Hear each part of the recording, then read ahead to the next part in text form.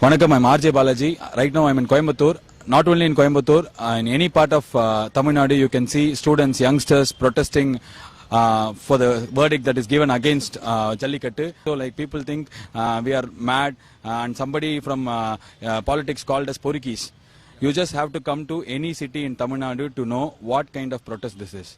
Maybe Gandhiji in pre-independence era has protested in a silent, peaceful way. That is exactly what is happening right now. In every city across Tamil Nadu, no student is going against the law. Even the police they're coping up with the students because they are so well behaved. No bus has been damaged. Nobody has been drunk. Nobody is not misbehaving with girls. So it is a protest that India has never seen in past 5-6 decades after independence. So we are not porikis here. We are not porikis here fighting for something, some random bullshit. And I just want to ask everybody from North and rest of India, you guys know Anna Hazare had a protest in Jantar Mantar. And everybody around Anna Hazare had a political agenda. Right from Arvind Kejriwal, who is a chief minister, Kiran Bedi, who is a governor, everybody had a political agenda and the whole national media gave so much of importance. They thought it is a revolution in India. This is revolution in India because this is a movement started by students. And it doesn't have any agenda, any motives. Okay, one thing, this is to the Prime Minister, to the Cabinet Minister and to the media, everyone. You guys, please, you don't have to agree with our cause. Maybe you support Jallikattu or you're against Jallikattu.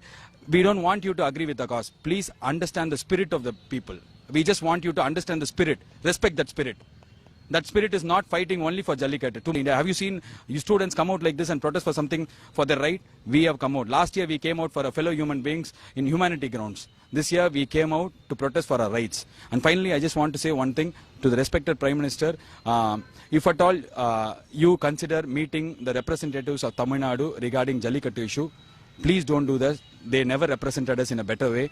We students want to meet you directly and listen to us for once. Because government is for the people and by the people, and laws are for people. And if the people of the entire state, the youngsters of the entire states are not happy with certain law, I definitely know it can be changed. I hope, and all of us in Tamil Nadu hope, that you will meet us very soon. Thank you. We are proud Indians, not at the cost of losing the identity of a Tamilan. Now, ஒரு தமிழங்கிறதுல எங்களுக்கு பெருமை. Thank you.